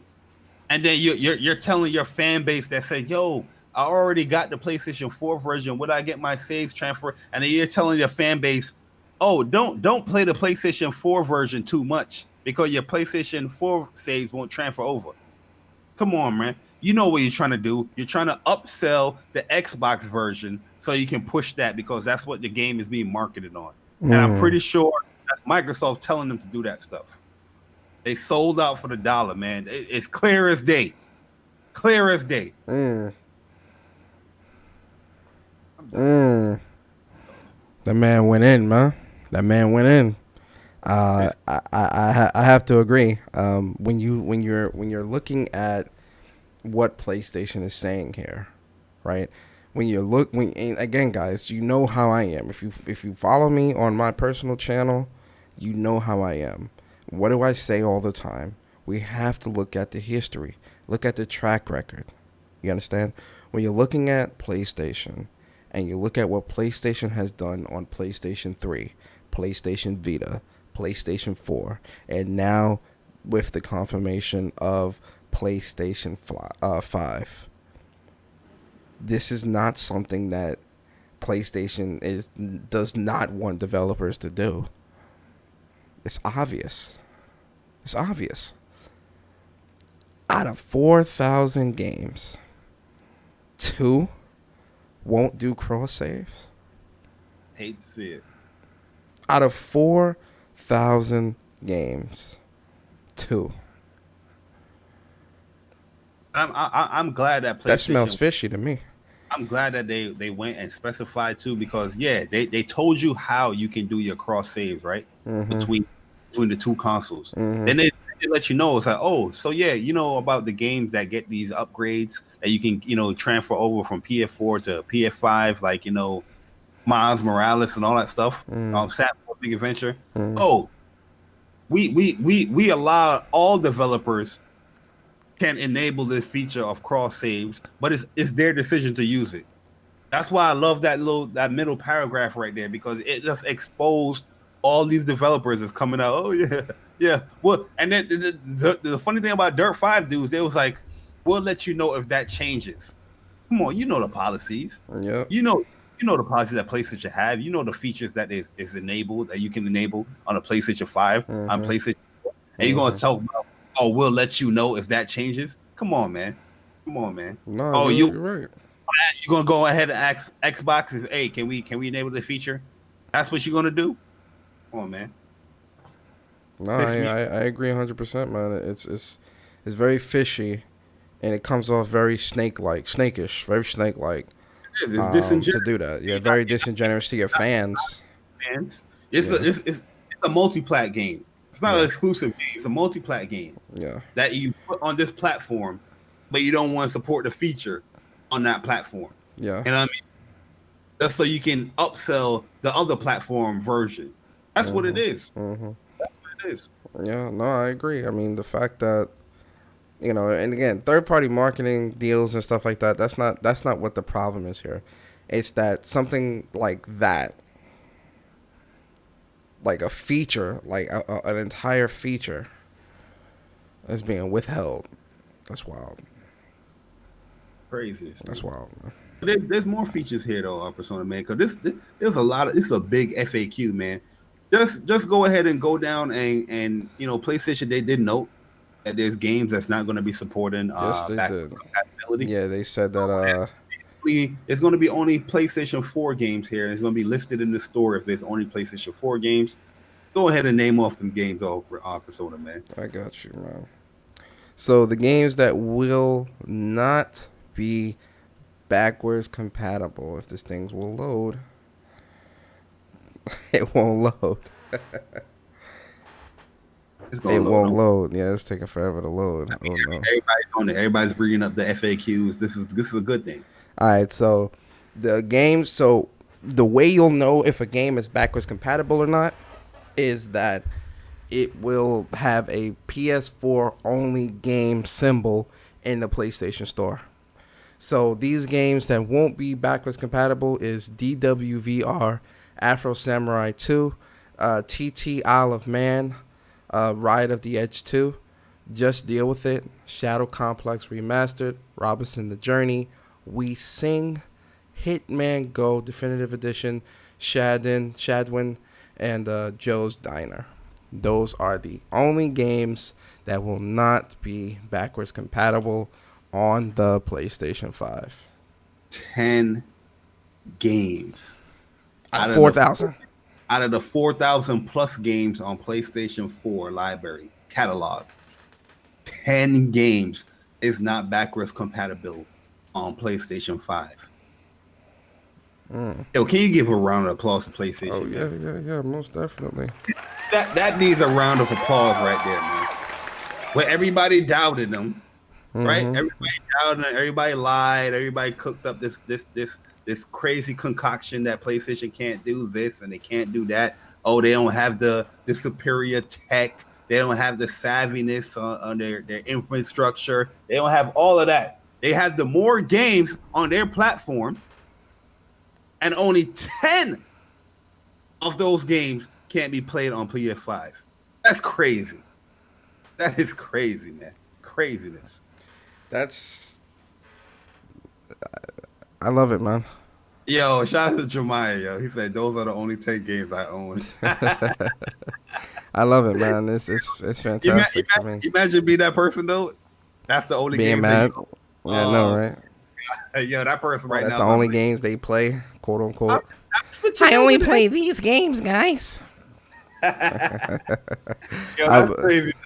Yo, I did have Afro Samurai though, but that game got deleted off the PlayStation Store and off your PlayStations. I don't know what happened with the game. They just pulled that game. Nah. Yeah, they was like, nah. Remember I was streaming that game and they pulled that game. But yo, let's get into these. Let's get into the Japanese YouTubers and what they were talking about, man. So Japanese. This was Japanese game YouTube Game Week, and PlayStation. Well, a lot of big Japanese YouTubers got to go hands on with the PlayStation 5, Super Jelly, and a ton of them. And it was a lot. Honestly, it was even a lot for me to keep up with. But we're gonna kind of give like a bullet point. Kind of like a bullet point of what was pretty much talked about, like what the overall consensus was. So the DualSense feels great. It definitely feels good in the hands, and it definitely has the adaptive triggers work really well, from what we understand. The light on the DualSense controller has a couple of different colors, man. So it's got the blue, it's got purple, it's got green, it has red, and it's got blue, red, green, and purple. Those are the different colors that you can have on the DualSense controller. One of the biggest things that people have said, the loading is phenomenal. Perfect example is Godfall. One of the YouTubers was playing Godfall, and when he died, we're talking 2 seconds tops that they were added back into the game. Another thing that they said is that, especially with Godfall, the game feels really nice to play, and like playing it with the DualSense controller, it definitely you feel the swing of the sword. With Astro Playroom, that's one of the free games that we'll have when it launches, when the PlayStation launches. It is a 4 to 5 hour game, so that's pretty dope. One of the biggest things is probably one of the biggest takeaways for me, especially for anybody that is a PlayStation 4 owner. I think this is also something that I think is a big takeaway for y'all as well, and that is the cooling. One of the YouTubers, he said that with the cooling, so he was playing Godfall and he played it for a little bit, and then he wanted to check the console, and the console was still very cold, and it was super quiet when it came to the cooling. There was no loud fans, no noise, no nothing like that. And when he put his hand over the vents of the PlayStation, the air was definitely being pushed through at the top vent of the console. So yeah, that's. You're saying that there's no. You're not gonna take off like with this PlayStation 4. Listen, play Avengers, play COD, and listen to that fan. That thing about to take off. You understand? But Bari, hearing all, and there's a ton of other stuff, and I'm sure you'll add some in for yourself, your thoughts as well. But seeing and hearing all this stuff coming from these YouTubers with their hands-on reviews, well, hands-on previews, what's your thoughts on this stuff, man? Yo, one thing I do like, especially with the DualSense, is that the color indicators. Mm-hmm. With a DualShock 4, the color indicators determine as far as what player you were. So if you're player 2, you're gonna have red. If you're player 3, you're gonna have like green. And, player 4, you have like like a purple or whatnot, right? Mm-hmm. But now you get to decide what color you want to have for your DualSense, right? So you can choose red, you can choose green, you can choose whatever color you want.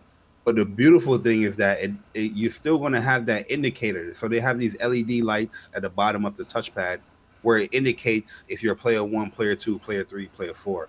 So I thought that was really cool. Nice little touch right there that you get a little bit more customization with what color you want for your DualSense, but you still have that indicator there, which is a cool way to have it. Similar to how the DualSense, not the DualSense, DualShock 4 had the little, LED dots and they had the 1, 2, 3 in the top. But now you just have it like in a nice little flush LED. So I thought that was cool. Just hearing that, these guys been playing Godfall for like 80 minutes. One of the writers said, and the console's still cool. It's just good to hear. It's just good to hear that stuff because everybody have a PlayStation 4, a PlayStation 4 Pro, and we know that thing can get loud. Not saying that the console's overheated or nothing like that, but it's doing its job, but it just gets loud. It kicks up, it ramps up, and it's not bothersome. It's not a deal breaker, but it's noticeable. But it's just good to hear that the PlayStation, kept quiet and kept cool while playing such an intense game like that, like Godfall, man. So that's good to hear, man. But yeah, the impressions were fun to watch. I didn't really understand anything that these guys were saying. Me neither. Their body language, right? They're getting hyped and excited. They're blowing into the DualShock, the DualSense. Oh, yeah. All that stuff. You know what I mean? It's just like I got excited just looking at them being excited because they wasn't typical like quote unquote gamers. They were just like YouTube influencers from all over. But seeing their excitement got me excited. You know what I mean? So it was cool to see I watched a good portion of them and seeing the Godfall gameplay, it looks so great. Like I can't wait to get my hands on that. Astro Boy looks really fun as well. Seeing the console like sitting there and them playing and stuff, like I was like super jealous. I'm like, yo man, like I want this console now. I was happy when PlayStation said you can't touch the console. You know what I mean? Everybody can't touch it. Everybody told me, oh, it's a control environment. No, dog. When have you ever done these events and these showcases and all that stuff where it's not controlled? Like the things that people complain about nowadays, it's just the most idiotic things in the world. Like they haven't been around in gaming. All these events. What do you think E3 is? Yeah, you can't touch the console. It's encased in a glass. Yo, what's going on here? Yeah, listen. I didn't like the fact that it was a controlled environment. They should have gave it to a YouTuber like Austin Evans. You think he's not controlled of what he was doing with that Xbox? They should have just mailed them to people's houses. Nah. Honestly, like with this, I wouldn't want a PS5 being mailed to somebody's house like this early because embargoes is definitely getting broken with PS5, man. They're definitely. Is not going to ship you on finished product to their house and say, oh, review that or preview that. Nah, they're not going to do that. No, PlayStation is not the other platform, man. Let's keep it real. Big facts. But probably the highlight of this week. Speaking of cooling and fans and all this other stuff, the highlight of this week, Bari. And I know you can agree. Bari, how many times you watched this video? And the video I'm talking about is the PS5 Teardown. Yeah, Bari, how many times did you watch this? And be honest, how many times did you watch this video? Like 12 times legit. Like 12 times legit, man. I'm be honest, I probably watched this like 15 times. Almost 20 times. I'm be honest. I probably watched this like 15, almost 20 times. But a lot of people who cool for gaming, they look at it, it's like, why are you watching it so much? But it's such a soothing process of watching this dude unbox his PlayStation. It was a clean, not unbox, but teardown. It was just a clean teardown, bro. screwdriver and all. You know Well, we gonna start there. We gonna have a Teardown playing in the background, but there's certain parts of this that we are going to address and talk about because it's just too controversial not to talk about. Bari, do you agree? Absolutely, Do you agree? man. Let's start with Screwgate. So, one of the things that was sweeping social media, sweeping social media was the fact that you had to unscrew the fact that the stand is screwed into the console. That's one. Two, the fact that you have to unscrew the stand to put the console on its side. And then the other part was that you have to unscrew a little latch inside the console in order to place your expandable memory into the console. Here goes Screwgate right here, guys. You guys see him. You guys see him unscrewing. There you go. Unacceptable. You know what's the funny part about this? People really think that when you unbox this PlayStation 5, that is already going to be screwed in. The base is already going to be screwed into the console. No. You're going to probably have to screw that thing in and set up the base yourself. Yep. You know what I mean? It's not going to be just attached in there. Most likely, it's not going to be. So you're going to do some type of screwing. Anyway. What were your thoughts, man? Like on this whole Screwgate that was happening? I thought this was cool, man. That the fact they have a little compartment where you can close off for the screw so you won't lose it was cool. They had like this little, I guess this rubber little pad thing where you can block the hole after the screw. I thought that was cool. They're just showing you pretty much how you can put it horizontally. Nobody's gonna do it as slow as this guy is doing it because he's actually just trying to show off something. But it's not even a big deal, man. Yeah. Really and truly, I'm gonna have the stand, put the stand on and have it vertical. Are you gonna stand the console up? Yeah, I'm standing vertical. That's how my console gonna be for the next 7 years. How long, whatever, PlayStation supports PS5, man. So yeah. I don't understand the whole screw grade. I got a screw to get to a SSD. I got a screw to get to a stand. Yeah, that's why the other console looks like, you know what? Chill. Podcast, yeah, we on a professional one. Yeah, Screwgate. In terms of Screwgate, I'm just like, listen, man. When did you people start gaming? That's the question I ask, honestly. Just because on PS3 you had to unscrew. On PS4 original you had to unscrew. On PS4 Pro you had to unscrew. This is not anything new. But it's just weird that with PlayStation there's always an issue with something. And it just throws me off because I'm just like, when are y'all ever happy? Like, when are y'all ever happy? Because, like, I never see you guys happy with anything. Like, we watching a spectacle like this with this beautiful console that's coming out in a month or so. And there's issues. Like, yo, what? Come on, man. But anyway, let's talk about the removable plates. Now, Bari, I don't know how you felt when you saw this, but when I saw that the plates could be removable like that, I immediately thought, oh boy, I cannot wait, because the third party market with plates are gonna be on fire, bruh. I cannot wait for that. What was your thoughts? First of all, I ain't gonna get one of them ugly ass third party market plates that cheap glued on, paste on plates that everybody gonna buy on Amazon that's $7. I ain't doing that. What I want a nice black one, right? And if I can do a customized one myself, where probably have the "What's Up" PlayStation, you know what I mean? Picture right there, and then another picture where it's like a custom picture, like probably like Sora or Cloud or something like that. There, then I'll be set. With that. We could get ones like custom made like that. We definitely need to get some WUPS plates created, man, for sure. That's what I want to do. I don't want to get no cheap sticker from Amazon, man. Nah, no stickers. No stickers. No. That junk customly made, put in there, flushed in there. You know what I mean? But at the end of the day, I'm not a fan of the crazy designs that I see a lot of people posting all these Spider-Man PS5s and all that stuff. I'm not a fan of all that crazy design stuff. I like simplistic stuff, man.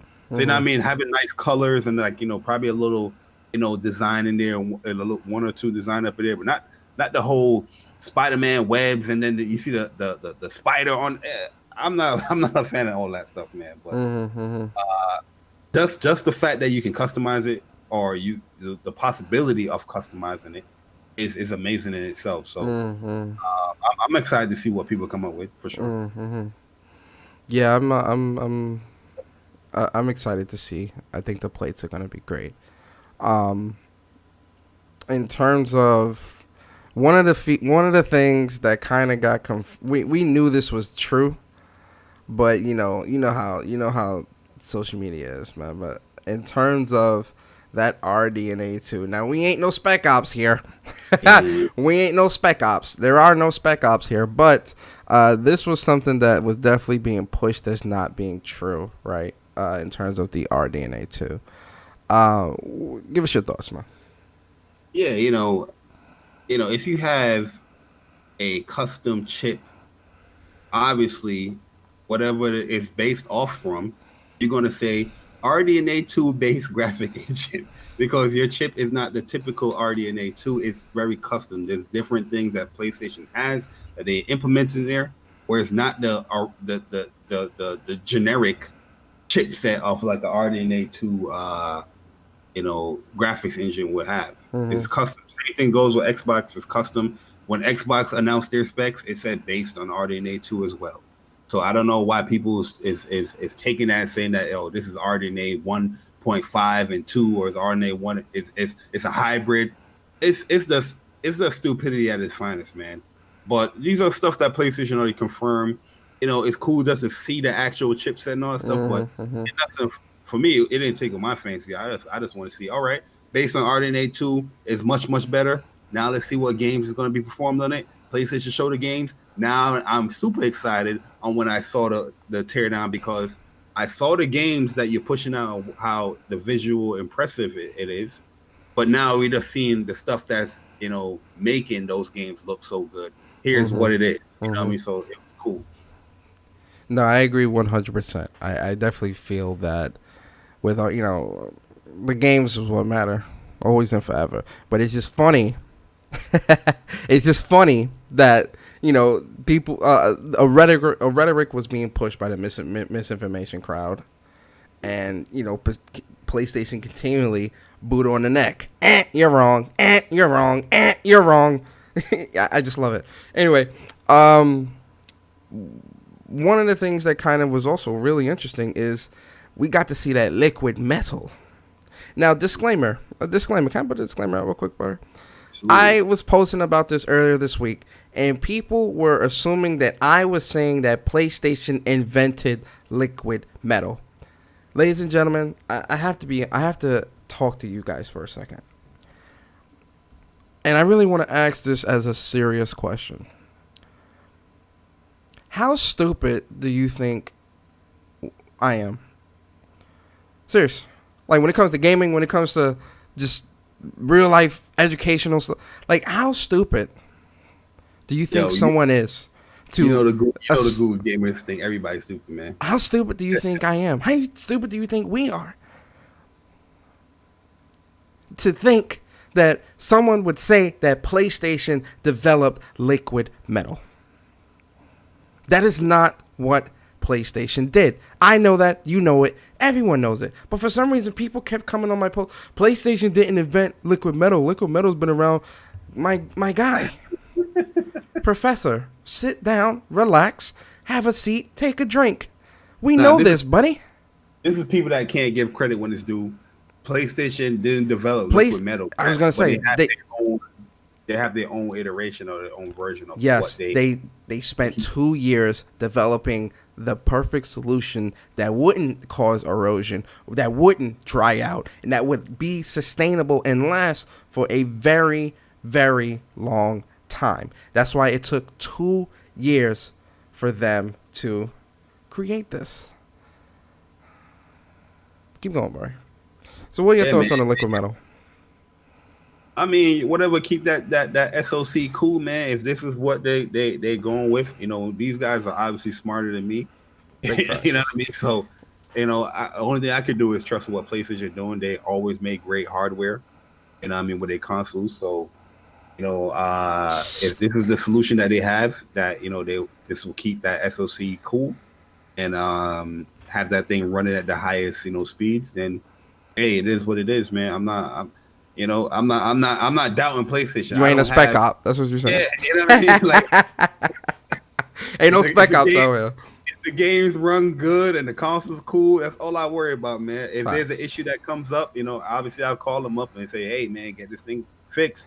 I'll be on the warranty. I will be A-OK. I'll be good. Facts. So Can we admire this heat sink for a second, bro? oh, you mean that gymnasium? Bro, this thing is huge. I Yo, just said before, Persona, as long as that thing cool, man, that's all I, no, what I mean? I love it. Like, this thing was just a marvel to look at. I was just very impressed with like this heat sink because it just looks amazing. Like, That jump looks like a part of a campus, like a college campus. yo, real talk. Gymnasium. Here's the student center. Dude said that thing can cool a city. I believe it, man. T-Man got a point there too. He said if the onboard SSD fails, it's a wrap for your console. Yes, yeah, I guess it you don't is. bring it in, but you do have the back. Well, yeah, both of them have the onboard SSD. So, Yeah, if the SSD fails, that's it. It's over. nope. That's it. Yep. So Gotta call overall, watching this teardown, how much more excited are you for PS5 seeing this? Oh yeah, I can't wait, man. I'm going to be standing at the midnight launch. I'm standing in line. I'm excited for that PS5. You know what I mean? I'm excited, man. Like I've been saying earlier in my personal streams, I've been telling people like, yo, PlayStation, they have a schedule that they would deliver all the things that people want. You're gonna get the information before the console comes out, man. Don't doubt them. They're gonna put it out there. The teardown is actually no different than the PS4 because the PS4 teardown came to like a month after, or I think it was like a month or 2 months after, before the PlayStation 4 launch. So, and they did say that they're gonna have a UI breakdown as well in the backwards compatible, article. So yeah, that's coming soon. So yeah, can't wait, man. But yeah, this got me hyped right here, man. I got hyped to actually see the USBs. You actually seen the actual console there, and I can't wait, man. It's gonna be a busy day. November 12th. You got my 3 packages coming. And like I said, I'm gonna try and scoop one. If I don't scoop a 4th one, it's all right. I don't really care, but I definitely want to try and scoop that 3D audio though.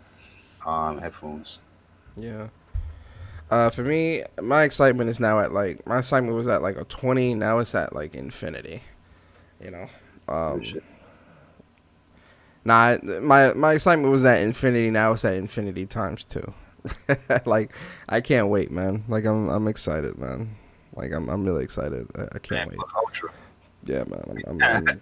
I'm too excited, man. I'm way too excited. Man, yo, honestly, we want the news quick, right? We want the news now, right? We want to make the content. Oh, Xbox, they're saying all these things. Yeah, PlayStation answer. But honestly, every time PlayStation have done something, it seems like it's so much more like not like drastic, but it's so much more meaningful. You know what I mean? Where Calculated. it's calculated. They show the games. Oh, the impact of you showing the games is bar none excitement, right? Then they talked about the launch lineup, bar none excitement. Then they showed a teardown. Almost 7 million people watch this teardown on their YouTube channel, bro. Yeah. You know what I mean? It's like every time they do something, it's like it's substantial. It's always like some meaningful stuff to it. It's like it's not just like piecemeal. It's not like a piecemeal. Oh, here's just a little bit of information. Like it's substantial information that they're giving, even though it's in separate times. But they're giving some good information here, and people's getting excited. So, it's gonna be a crazy day, man. It's gonna be a crazy day, November 12th, man. The Twitter pics is gonna be on deck. It's gonna be that moment. Twitter is gonna be lit up with pics, man. Oh my god, man.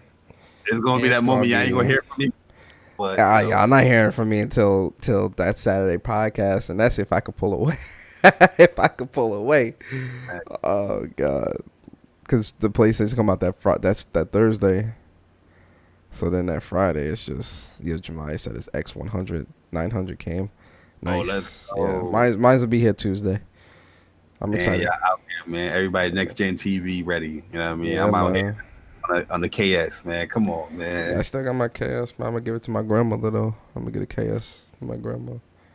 I'm definitely gonna upgrade as well. I'm gonna upgrade. I honestly want to wait to CES, but most likely to be honest, I think I might go with a CX. Just because they have the 48-inch. Yeah. If I buy anything bigger, it's not gonna go in this room. It's gonna go either in my bedroom or it's gonna go in my living room. Yeah, for sure. But yo, guys, that's the show. Really good. Another good show in the books, I think. Yo, let's get into these outros though. Yo, Bari, give us your outro, man. Yeah. Let's go, man. Guys, it's been a beautiful week, wonderful week for PlayStation gamers, man. And pretty excited. If you missed any of the content, definitely go check it out. My channel, Jay Bari, PS Nation. Definitely go check it out, man. But yo, this week coming up, hopefully they drop some UI information. Well, as PlayStation drops some news, I will get a stream up there. Speak from the Heart is coming to get everybody's opinions and all this stuff, man. But yeah, it's been a wonderful show, man. Definitely appreciate all the people that came in here. We had like over 300 people in here at a time. So it was definitely beautiful to see that stuff. Continue to, like the stream and share the stream out, man, because that helps us grow.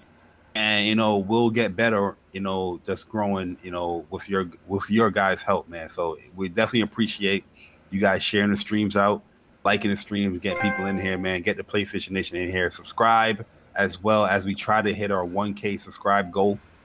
That'd be much appreciated. And so better things will come as we grow, guys. Trust me. So appreciate everybody coming through for this episode. Wonderful episode. Shout out to my bro Persona holding it down. Thanks. But yeah, man, I'm out of here. Yo, guys, in the stream, make sure you guys check out Bari, check out his channel and whatnot. For me, man, first off, I want to give y'all a round of applause. We hit about 320 people in here, man. Appreciate to everybody coming through, man. We thank you guys so much for coming through. We hope you enjoyed the podcast. If you did, like, comment, subscribe, share the podcast out, retweet it from the official WUPS channel, and all that great stuff. In terms of where to follow, for What's Up PlayStation, you can follow us on Twitter at official WUPS. The links is in the description. Subscribe to the channel. Also, if you think we got some information wrong, you can email us at official What's Up PlayStation Podcast at gmail.com. And when you do email us, make sure you put in the subject line hashtag moment of clarity and let us know if we got something wrong. Like, hey, Persona, Bari, I don't think that's the right information. I think you guys messed up. And we'll definitely correct ourselves on the next show. So definitely make sure you guys do that. Also, for me personally, I am Persona. I was your host for this week. If you guys want to check out my YouTube channel, it's Gaming with Persona. I had two good podcasts this week talking about all the crazy news that's been happening this week. Next week, we definitely streaming some Ghost of Tsushima Legends, and based on whatever news we get next week, you'll definitely see a What's Up Place. You'll definitely see a When Persona Speaks podcast pop up on the channel. But yeah, with that being said, guys, we appreciate all of you for coming through.